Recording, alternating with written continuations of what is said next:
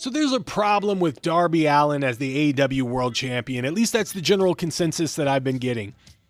Now, I will tell you right off the bat, spoiler alert, before you guys continue watching this video, that I don't agree. And in this video, you're going to see why I don't agree, but you're also going to see that I'm going to play a little devil's advocate on this. And guys, this is the Wrestling Old Head. Thanks for stopping by. I do talk about AEW occasionally. I need to get back into it and really talk more about the AEW product, because there are some great things that I like about the product, especially like Blackheart Leo Rush, who, as you guys know, if you've been following this channel, I am a huge fan of. And I know that is not what everybody is a fan of, but I enjoy that character, and I hope that the AEW outside of Ring of Honor can focus a little bit on cultivating that character, because I think it's an exciting character that can draw a lot of attention to the product. Aside from that, I think they are doing some other really good things. I like what they're doing with the Death Riders and Will Ospreay. They have a lot of loose ends to tie up, which in professional wrestling is sort of a par for course thing. You get it in both sides of the big two or whatever. In WWE, you get it. In AEW, you get it. But generally, I like where they're going with it. They do have to tie up some of those things, but in over and all, I do like it. With the Darby Allin situation, you got to understand, I grew up, I loved Mikey Whipwreck in ECW. And in ECW in 95, he was just fodder for like the bigger guys. They beat the shit out of him, and he was always scared. He was always like afraid of losing or afraid of even getting in the ring. And then he found his confidence and became a formidable guy in ECW by facing his fears. It was a wonderful story that played out, you know? Here comes Mikey to save the day, infamously spoken by Joey Styles during his feud with the Sandman. He had a match with Steve Austin where he became the youngest ECW World Heavyweight Champion at only 22 years old. Mikey didn't have the characteristics of a guy that fit the mold of an ECW World Champion at that time, but the crowd got behind him, and he put his life on the line in every single match as ECW World Champion. He did not have a long run, but he did showcase that he was deserving of that title. You look at Spike Dudley, who never became an ECW World Champion, but was infamous for coming out and slaying the Giants. They called him the Giant Killer. He would come out.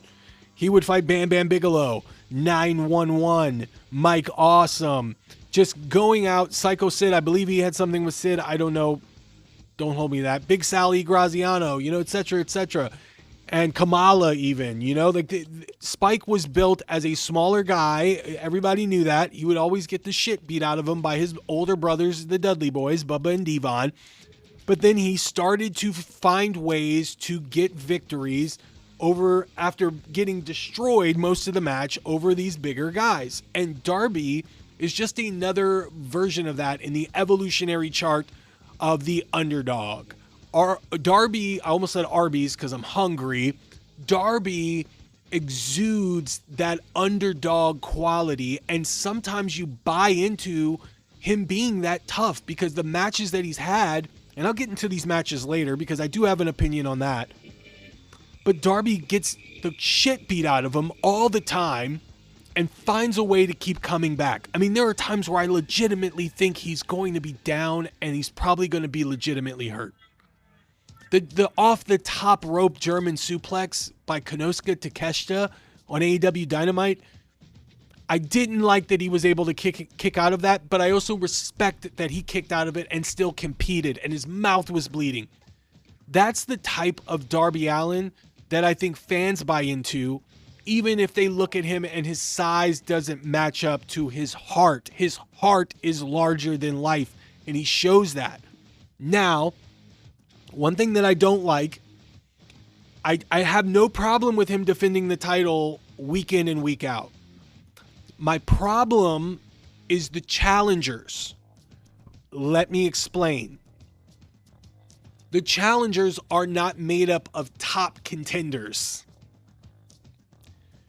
Konosuke Takeshita, I'll grant you that. Tommaso Ciampa, I'll allow it. Mike Bailey, Kevin Knight, not even with win streaks, not exactly on the top of the top 5 rankings for number 1 contenders for the AEW World Championship. So it seems like he's just giving people an opportunity that want the title. They want a shot at the title. Sammy Guevara on Collision. It looks like he's just throwing it out there. Whoever wants it, open challenge away. Open challenge Allin, right? Fine. But these guys, I can't buy into beating him. And I also can't buy that they should be given that opportunity. Coinciding with that is an Owen Hart tournament where the winner of the tournament faces the AEW World Champion. If I were pitched to go into the Owen Hart tournament, I would decline. Because I would say straight up, I'll just challenge Darby. I don't need to go through the rigmarole of a tournament to try to beat all of these top guys when I can just bypass all of that and get right to Darby Allin just by coming out and challenging him. You see what I'm saying here? That's a hole. There's a consistency issue there. And I know it's tough when you have these top guys that you're trying to build and make formidable, and you pit them against Darby. If it's too early, you can blow momentum.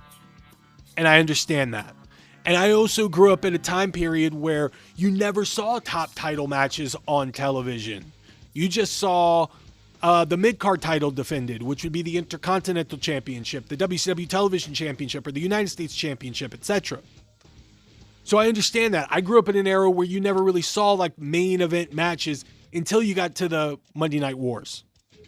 That's when you would see like Lex Luger defending against the Giant, or Steve Austin defending against Mankind, The Rock defending against, Triple H or whatever, right? Or against Mankind even. There was a lot of Mankind. But you get what I'm saying. That happened later. Now you kind of need that to draw people in.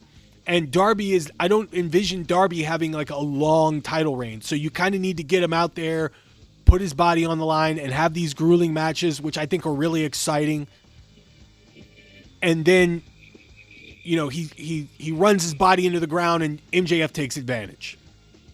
It's because of Darby Allin's heart and his will and his careless and him caring enough to grant these opportunities to these guys that MJF wouldn't have even done that. MJF being the antithesis, where his title is only defended against those he deems worthy. Darby comes out and goes, I'm going to defend it against everyone. I'm going to be a champion of the people. I'm going to give them what they want week in and week out. And he risks his body and his endurance, and then it ends up costing him. I like that story. But I don't buy the challengers. And that's an issue. And I had the same problem with Ace Austin against Will Ospreay. And I know that there's other people that have had this opinion, but it was the same thing that I had. I had the same exact opinion. Will Ospreay, they've been building him up as a killer because he's been working with killers, literal killers in the Death Rider that tried to kill him. Or I guess I shouldn't say that on YouTube, unalive, right? And they're calling him an unaliver now, and they're calling him a bird of prey. And yet he goes out and has a 15-minute match with Ace Austin. I love Ace Austin. I think he's a great character, and I'd love to see him get an opportunity in AEW. But going 15 minutes with Ace Austin does Will Ospreay no favors. And I heard somewhere that Dave Meltzer was saying that it doesn't matter. Nobody's going to remember that. And that's the fucking point, dude. No one's going to remember. And that's what you need in AEW is you need to make memories. You need to make moments. And Darby is making these moments with fantastic athletes that have not been built up. That's my point. To be formidable challengers, let me be clear, formidable challengers to the AEW World title. That's my point. Who has Mike Bailey beaten that deems him worthy of going after the AEW World Championship? I'll wait. Same with Sammy Guevara. When is the last time Sammy Guevara has been on AEW television? And so that's where it is for me. And I understand AEW does things different. I'm not trying to compare apples and oranges with the WWE. I like that they're different. I like that they're not aligned and doing things that like the WWE do, although I do find some of those things, but that's fine. It's production things. It's not a big deal. But I do like that they do some of those things, but that's where the problem lies for me, is to buy that.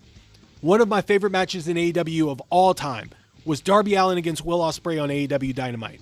It was a great mixture of crowd, energy, of excitement, and they didn't go out and have a 21-minute classic. They tore the roof down, and I think it was just over 10 minutes, and it was an amazing match, and I recommend you guys go look that up if you can find it. I bought Will Ospreay as a challenger. I bought Darby Allin as an opponent. And I don't remember if the title was online. It might have been the TNT title, but don't hold me to that. And I bought it. And it was great. And AEW has a very robust roster. I'm sure they could have found some challenger that could have afforded at least just one loss. And I hate to nitpick. But I do like what they're doing. As you can tell by this video, I understand the story. Hopefully they tie it up in a nice little bow and it makes sense at the end. But I'd like to know what you guys think about this.